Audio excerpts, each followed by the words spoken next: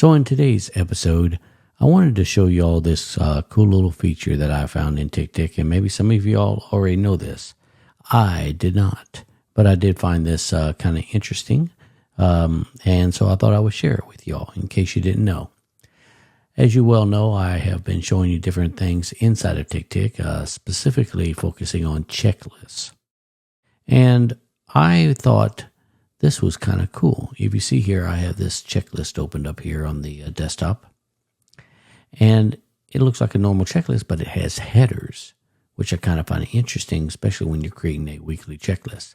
Now, there's a positive and negative to this kind of checklist. So if you watched any of my other episodes, you know typically when I create a checklist, like for instance, if I say purchase groceries, and I might hit this button right here, this checklist button, and create a checklist like this, like, let's see, milk, butter, steak, fish, duck, goose, rabbit. Yeah, sorry, getting a little carried away, wasn't I?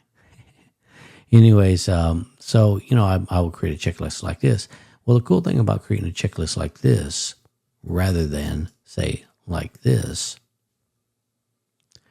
is when I get done with these, the main checklist, you see, disappeared.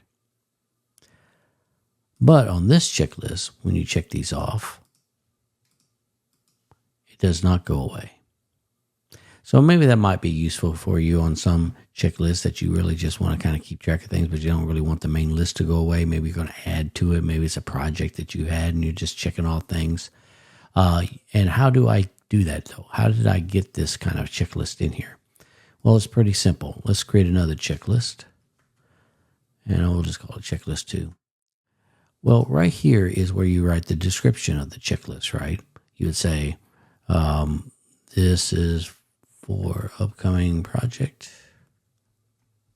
if I can spell. And then you see when I hit enter, it took me down to this line with a plus. If I click that plus, I can add a header. And so let's say I create a header, and this is going to be for, redoing my bedroom or something, right? So I could do that, and then create another header and just click on the plus here. And maybe I want to create a header for a bathroom. Maybe I'm doing a bedroom and bathroom renovation, right? When I am on another line here, I can also create a check item. And so maybe I want to, in the bedroom, repaint walls. Bathroom, maybe I want to, by clicking the plus and hitting the check item, and then say fix shower. So this is another way you can create yourself checklists inside of TickTick. So I hope this was helpful for you all. And if it was, don't forget to hit that like button right down below. And if you want to see more of these episodes in the near future, make sure you subscribe to my channel and hit that notification bell. With that being said, I want to wish you all a wonderful week, and I'll catch you in the next episode. Take care. Bye.